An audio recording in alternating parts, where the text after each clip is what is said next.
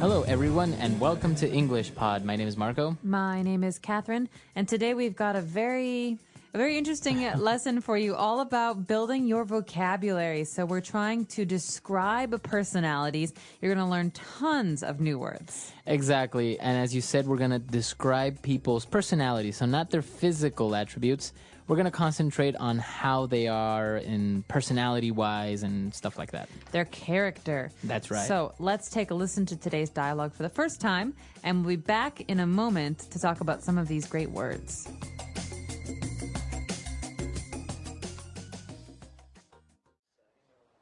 Okay, class, settle down. I have the results of your individual personality tests. I am going to hand them out, and if you'd like, you can read them out loud to the rest of the class. I'll read mine. Okay, go ahead. It says here that I am adventurous, outgoing, and easygoing. It says that I'm a little superstitious and occasionally naive. That's not true.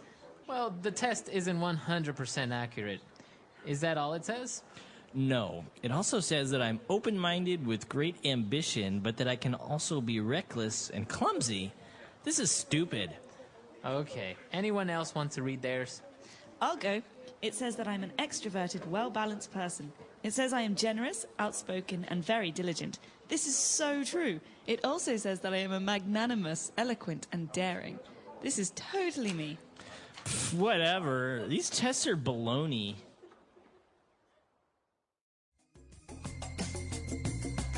All right, we're back. So we're going to divide this up into language takeaway parts 1 and 2. So let's start with 5 keywords now on language takeaway. Language takeaway. The first adjective that came up was adventurous and outgoing. Outgoing, that's a good one. Outgoing is a great one. So you think of the word out. That means moving out, going out. Outgoing means someone is very comfortable talking to strangers or talking to people that they don't know very well. For example, my brother is very outgoing. He loves meeting new people. He loves starting conversations with strangers. So the opposite would be shy. That's right. That's the opposite. Okay, so outgoing. And then it also described this person as being a little superstitious. Okay, superstitious is very interesting because it's hard to describe since everyone's superstitions are different. In many cultures, there are different superstitions. So, for example, in America, we say that walking under a ladder is bad luck. Okay, or opening an umbrella inside is bad luck. So if you believe that your actions will bring you bad luck, you're probably superstitious. Okay, very good. So if you are superstitious, you believe in superstitions. That's right. So, Marco, are you superstitious? Do you No. think that black cats bring bad luck? No, not at all. No. No. Interesting. All right. And this is also an interesting word, a way to describe people who are very believing, a person that is naive. Okay, you said this already. Naive means that someone generally believes most things that you tell them. Right. So if I told you, Marco, hey, did you know that it's supposed to rain frogs tomorrow? No way. Really? Yeah, really. Oh, no. If Marco believes me, he's naive. Right. That means that, probably not going to rain frogs tomorrow, right. but he believes everything I say, so he's a little bit naive or Naive. inexperienced. So naive is not really a bad way of describing a person, is it? No, but it can be. So you want to be careful. Some people, if you say that they're being naive, it's offensive. So you have to be careful when you say this. Okay. Moving on, we also had an interesting adjective that described another person, and it was to be reckless. I can also be reckless. Reckless. Okay, so someone who is reckless often does things without thinking, sometimes things that are dangerous. For example, Marco, I think that driving a car without wearing your seatbelt is very reckless. Okay, that means that you're not thinking about safety. Right. So a person that is reckless is kind of a synonym of being a little bit dangerous to be around. That's right. Or someone who does things without thinking about their consequences, their results. Okay. And also, along with reckless, the test said that this person was clumsy. Oh, I love this word. There was a very famous commercial when I was growing up in America on the television. It was all about young students at high school who are clumsy, and so they should buy this special folder for their schoolwork to help them because they're so clumsy. And they're dropping their papers and their books. Exactly. So someone who is clumsy often falls down or hits their head or trips or drops their things. If I drop something on the floor and break it, my mother might say, "You're so clumsy. Clumsy You should be fingers." more careful." Yeah. So clumsy, is this insulting if you say, "Oh, you're so clumsy"? No, it's not so bad. Okay. There are worse things to say. But if someone often drops things, you can call them clumsy. Or you can also say, "You're such a butterfingers." Butterfingers. That means that Yeah. your fingers are like butter. They're very slippery. You drop everything. Okay. So clumsy and reckless, they are negative adjectives, right? They're saying that you do things in wrong. So it's not really a good thing to be reckless or clumsy. No, it's not really a good thing. These are not positive characteristics. Okay, good. So we took a look at those 5, which are very good about one of the people that took the test. Let's move on now to more language and more adjectives on Language Takeaway Part 2. Language takeaway. All right, so in this part, we're going to take a look at positive attributes about a person, right? They're all good things about someone. That's right. And this first one is very good. Extroverted. Extroverted. A person that's extroverted. So a synonym of this word is outgoing. Okay, so it's pretty much the same thing. That's right, because extro means going out. Out. So in this case, someone who is extroverted often meets new people, goes out and does social things, goes to the movies, goes out with friends, meets strangers, talks to strangers. Again, it's like being outgoing, someone who's comfortable with new people. And what about the opposite? So we said that shy is the opposite of outgoing. What would be the opposite for extroverted? Extroverted's opposite is introverted. Intro means in, not Okay. out. So that means someone who's very shy, who is uncomfortable with new people. Okay. And, well, apart from being extroverted, the test also said that this person is very diligent. Ooh, diligent is a great word. This is a word you want to hear from your teachers and your bosses.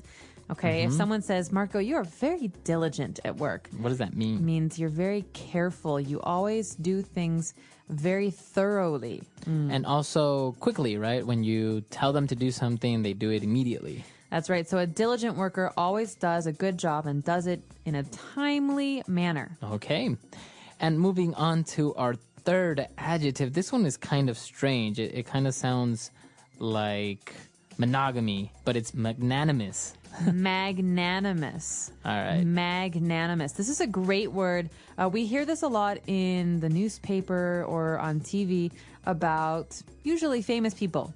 He did something very magnanimous, or it was a magnanimous gesture. This describes a person who does things for the benefit of other people. Someone who is thinking about the well-being and the health and the lives of others. So it would be a person that likes to share or a person that's not selfish. Right. So if you donate half of your salary this month to victims of an earthquake, I would say, Marco, that's so magnanimous of you. You're so magnanimous. Okay. Awesome. And apart from being magnanimous, if a person is eloquent, I guess that's also a positive attribute. Oh, yeah. This is another really good one. Someone who is eloquent is a very good speaker. Okay. This means that when they talk, they sound very, very good. Okay. You know, someone who's eloquent uses big words, but is also very good at making other people listen. Okay.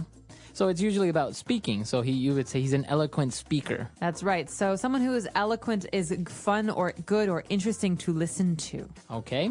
And our last description for personalities and the way people are is a person that's daring.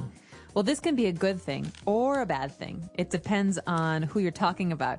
Because sometimes daring people are also reckless, and this can be dangerous. Okay. But sometimes someone who is daring can be doing good things, like a daring business person might take risks that other people don't take. Okay, so a person that's daring dares to take risks, right? You are very daring. You, Marco, are daring because recently you jumped out of an airplane, Yeah. right? You did some skydiving. So that would be considered daring. That's very daring. I'm not daring like that because I would never jump out of an airplane. Right. Okay, so we took a look at basically 10 key words here, a lot of adjectives, but they're a great way to describe yourself. Maybe if you're at a job interview, sometimes a typical question is, how would you describe yourself using three adjectives? I'm extroverted, I'm diligent, and I'm open-minded. Yeah, that's awesome. See? You sound really professional when you say things Give like me the this. job. Yeah, exactly. So, and even if you took a look at some of the negative adjectives that we used, it's also a typical job interview question is like, what are your biggest faults? So you can say, well, maybe I am superstitious and naive, right? You wouldn't want to say that in a job interview. But I mean, I don't know, maybe. Because you have to say something, right? You do, but I would say sometimes I'm a bit too daring, or sometimes I take things personally. So we can talk about that another time. But I think for now, it'd be good if we listen to today's dialogue one more time and really got a good sense of how to use these words.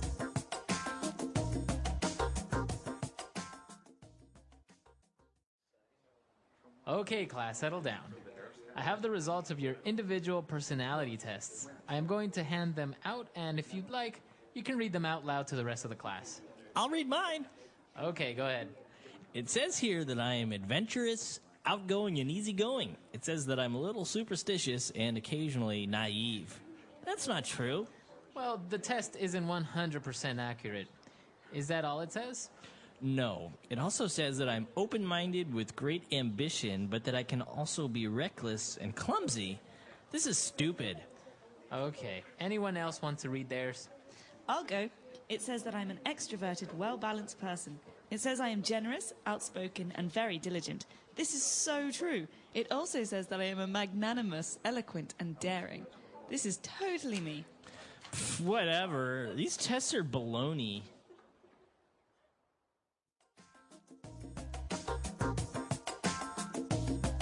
All right, we're back. So now going into descriptions. What are three adjectives that you would use to describe someone that you hate the most? So going back to describing people, how would you describe one of the main things that really irritate you about someone? Maybe if they are clumsy, it really bothers you that people are clumsy, or reckless maybe. I see what you're saying. Well, I really like extroverted, hardworking people.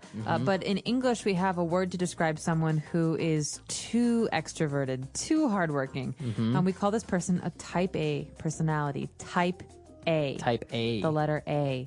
And this means someone who works very, very hard, who is very, very serious, but who's always anxious, always needs to get things done, right? And so these people can be very hard to work with because they're controlling and they're never calm. So right? they're not easygoing. No, they're not easygoing. They always want to do what they want to do. They're usually not very good listeners. And so this type A personality is something that I would say I'm not a big fan of at work or even when we're going out because, friends. with friends, it's hard to be around someone who always has to control you. This is very interesting, and I'm sure our listeners have a lot of different ways to describe things that irritate them, maybe about people, or maybe attributes that they really admire about someone.